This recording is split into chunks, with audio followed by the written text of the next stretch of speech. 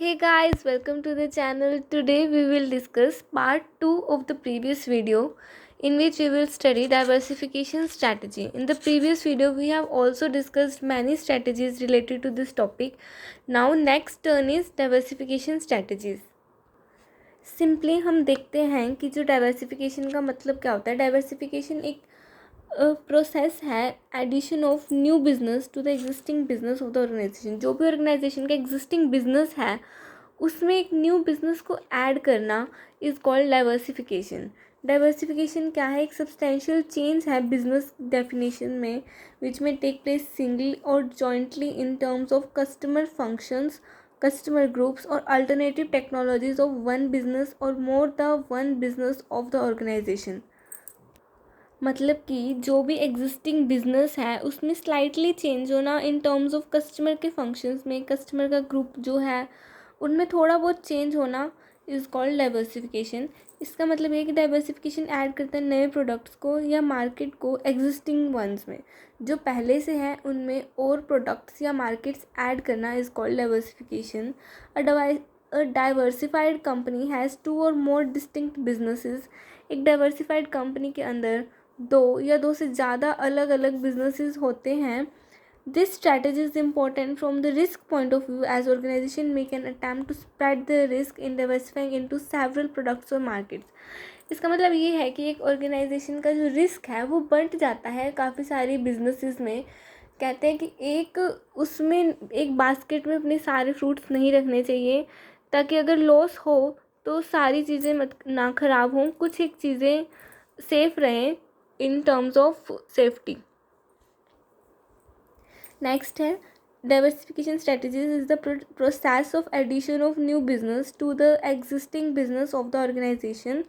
मतलब कि नए बिजनेस को ऐड करना एग्जिस्टिंग बिजनेस के अंदर and spread risk by diversifying into several products और मार्केट्स. रिस्क को भी स्प्रेड करना. इसका एग्जाम्पल है diversification strategies used by an air conditioning company by adding room heater in its product lines. मतलब जो कंपनी एयर कंडीशनर्स बनाती है वो हीटर्स भी बना सकती है ताकि वो अपना रिस्क डाइवर्सिफाई कर ले और अपनी बिजनेस को एक्सपेंड कर ले बाय एडिंग न्यू बिजनेस. अब है वेज ऑफ डाइवर्सिफिकेशन. किन किन तरीक़ों से डाइवर्सिफिकेशन किया जा सकता है. Number 1 is merger and acquisition. Second is joint venture. Third is strategic alliance. And fourth is starting up a new unit. Now the question arises कि हमें डाइवर्सिफिकेशन करना ही क्यों है, इसके रीजंस क्या हैं डाइवर्सिफिकेशन करने के. So number 1 is saturation. एक organisation can use diversification strategy ताकि वो बिज़नेस ग्रोथ करे, बिज़नेस को ग्रोथ अचीव करवा सके. क्योंकि जो एग्जिस्टिंग बिज़नेस है उसमें हो सकता है सैचुरेशन आ गया हो, एक पॉइंट आ गया हो कि जिससे आगे हमारी ग्रोथ नहीं हो रही है, कंपनी की सेल्स नहीं हो रही हैं या डिमिनिशिंग मार्केट अपॉर्चुनिटीज़ हो रही हैं उसके पहले वाले बिज़नेस में, या सेल्स रुक गई हैं. तो वो एक पॉइंट आ जाता है सैचुरेशन का पॉइंट. अगर सैचुरेशन का पॉइंट आ गया है तो बिज़नेस को ज़रूर अपना डाइवर्सिफिकेशन करना चाहिए, न्यू बिज़नेस लाइन्स में एंटर करना चाहिए. Second is invitation from opportunities. An organization can use diversification strategies to enter in new business to achieve growth if it is invited by better opportunities in new lines of business. अगर हमें new business के अंदर better opportunities मिल रही हैं तो हमें उन्हें ज़रूर अवेल करना चाहिए and that must be the reason for diversification. Number 3 is reducing cost. एक ऑर्गेनाइजेशन डाइवर्सिफिकेशन स्ट्रैटेजीज़ यूज़ करती है ताकि वो नए बिजनेस में आए तो नए बिजनेस में आके ग्रोथ अचीव करे if it open new Avenue for reducing cost. Number 4 is providing technology. अगर डाइवर्सिफिकेशन से हम न्यू टेक्नोलॉजी को ऑब्टेन कर सकते हैं तो वो हमारे लिए बेनिफिशियल है प्रेजेंट बिजनेस के लिए भी. वो टेक्नोलॉजी हम हमारे प्रेजेंट बिजनेस में भी यूज़ कर सकते हैं. Use of brand name. Diversification की वजह से जो कंपनी है वो यूटिलाइज़ कर सकती है कि well known brand name to the products of diversified business. जो न्यू बिजनेस वो खोलेगी उसमें उसका ब्रांड नेम यूज़ किया जा सकता है. To minimize risk. If the organization has a single business, then it is similar to having all its eggs in one industry basket.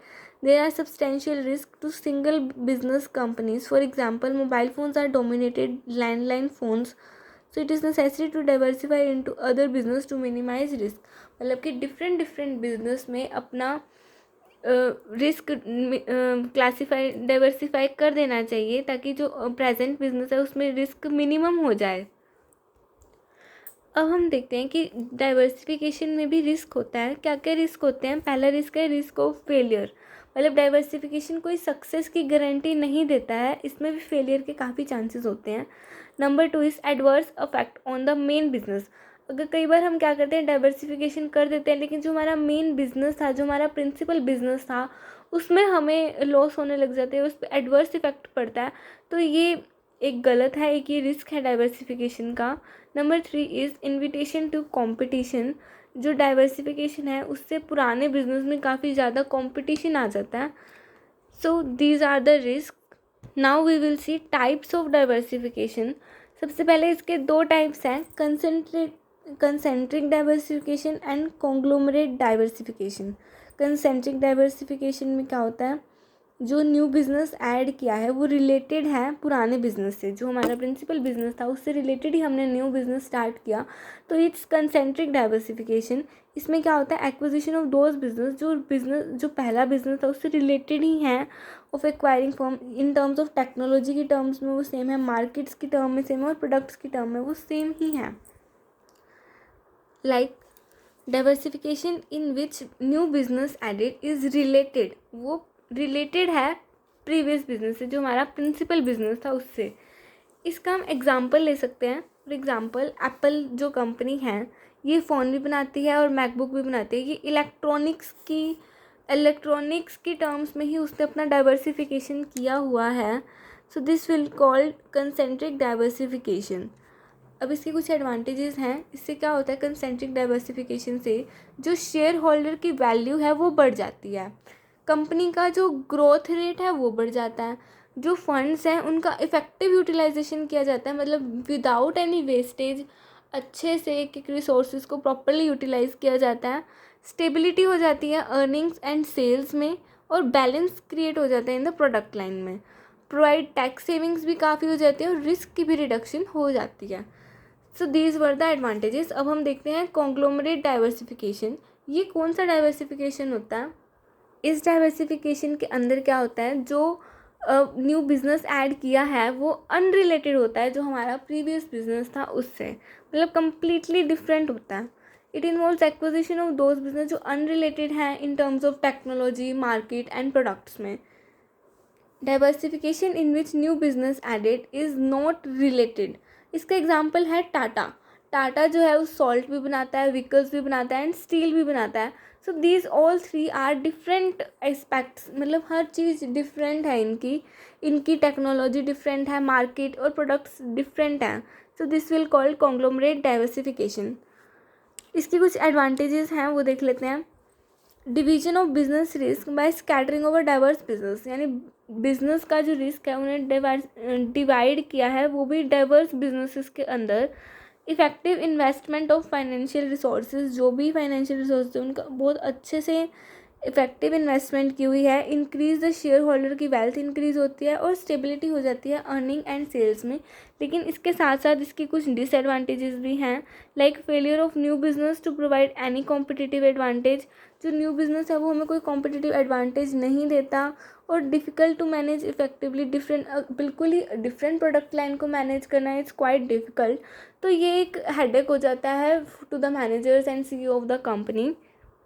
Again इस डाइवर्सिफिकेशन को अचीव करने की जो मेथड्स है वो यही है, merger and acquisition, internal development, joint venture and strategic alliance.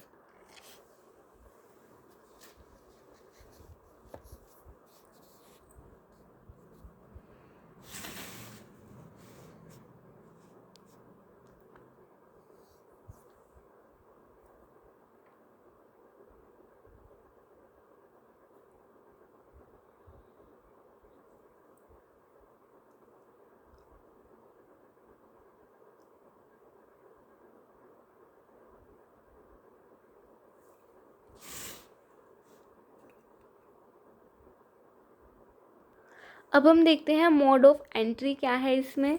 जो एक्सपोर्ट एंट्री मोड है और contractual entry modes and investment entry modes, ये 3 टाइप के इसमें मोड हैं। This mode includes producing in India and marketing in the overseas, मतलब कि produce किया गया इंडिया में और मार्केट किया गया ओवरसीज़ मतलब कि फ़ॉरेन में। कॉन्ट्रेक्चुअल एंट्री मोड में क्या है, include non equity association such as licensing and franchising.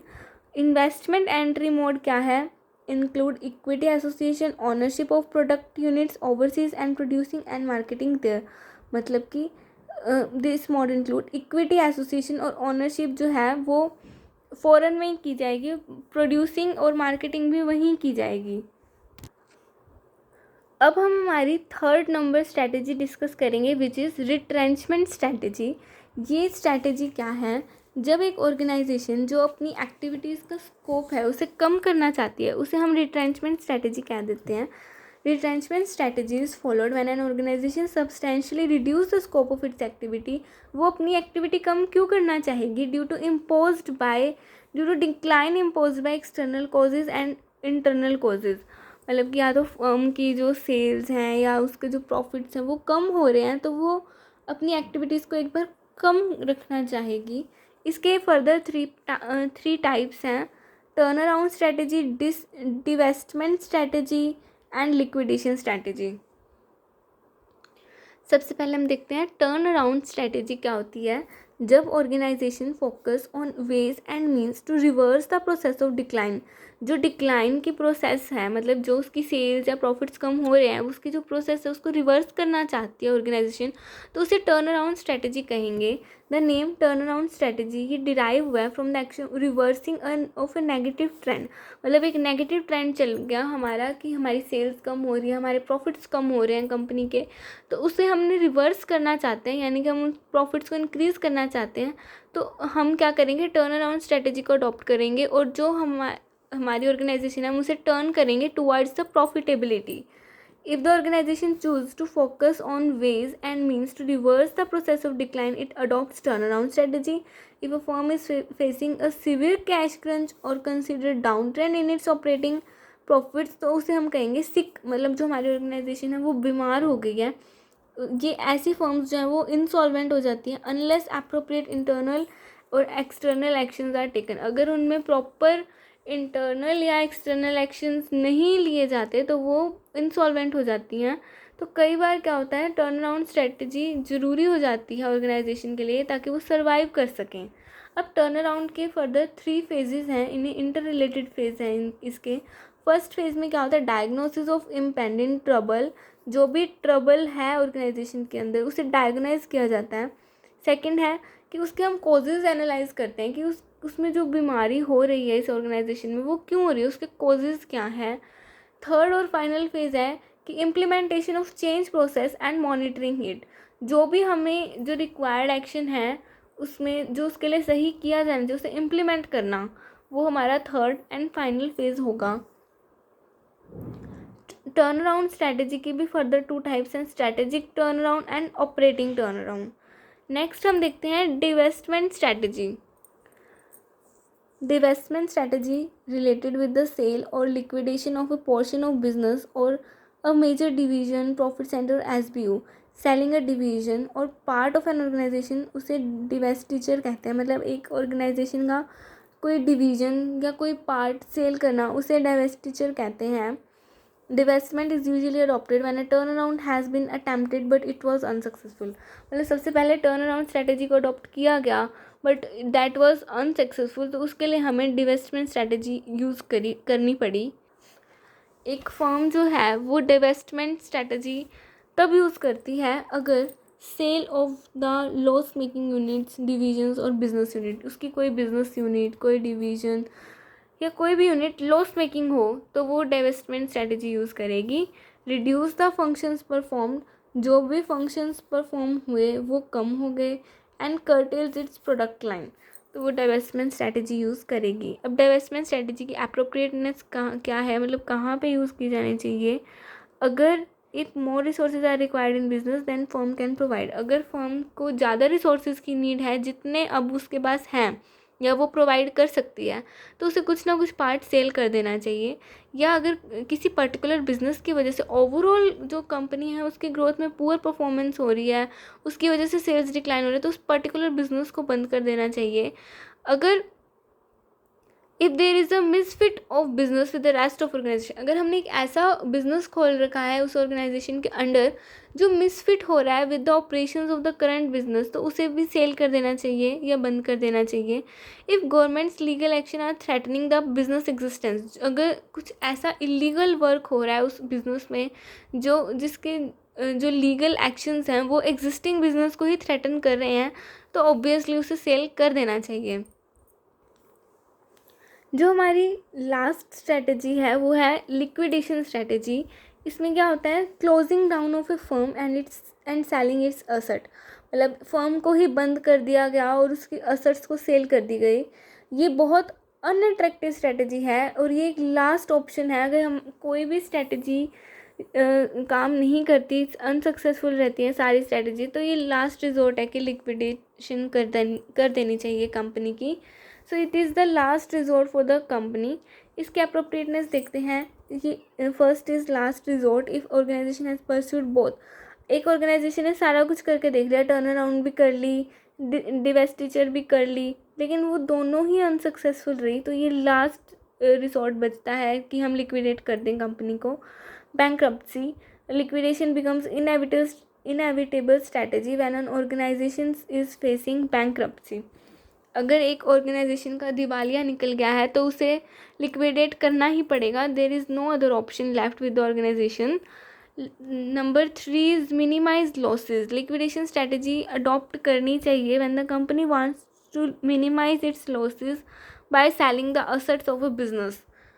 जब कंपनी जो है वो अपने लॉसेस को कम से कम कर देना चाहती है अपनी असेट्स को सेल करके, ताकि लॉसेस जो हैं वो मिनिमम रहें, ज़्यादा ना हो।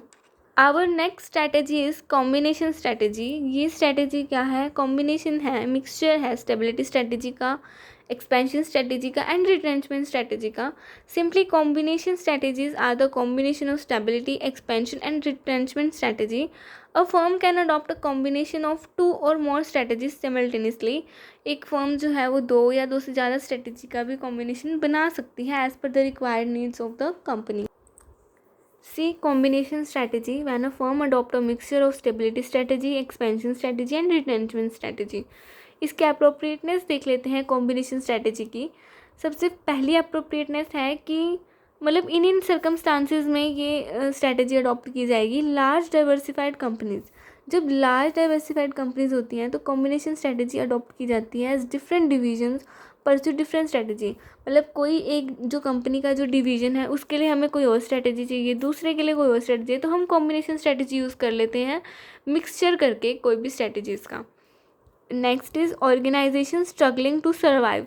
वो ऑर्गेनाइजेशन जिन सर्वाइव ही नहीं कर पा रही हैं उनके लिए कॉम्बिनेशन स्ट्रैटेजी अडॉप्ट की जानी चाहिए, ताकि वो सेवरल डिफेंसिव स्ट्रैटेजीज़ को कॉम्बिनेशन जो है वो अडॉप्ट कर सकें। इसमें ही एक टर्म आती है कॉर्पोरेट रिस्ट्रक्चरिंग। रिस्ट्रक्चरिंग का मतलब क्या होता है कि जब एक फर्म जो है वो ऐड करती है वैल्यू उसके बिजनेस में, लाइक कुछ चेंजेस कर दिए बिजनेस के पोर्टफोलियो में जो ऑर्गेनाइजेशन को और ज़्यादा प्रॉफिटेबल बना सकते हैं, तो उसे हम कॉर्पोरेट रिस्ट्रक्चरिंग कहेंगे। Environmental changes require that the organisation should revise their strategies.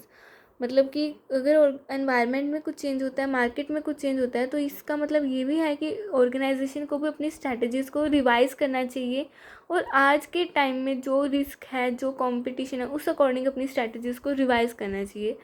So that's all for today. If you like my video please do like share and subscribe to my channel. Thanks for watching.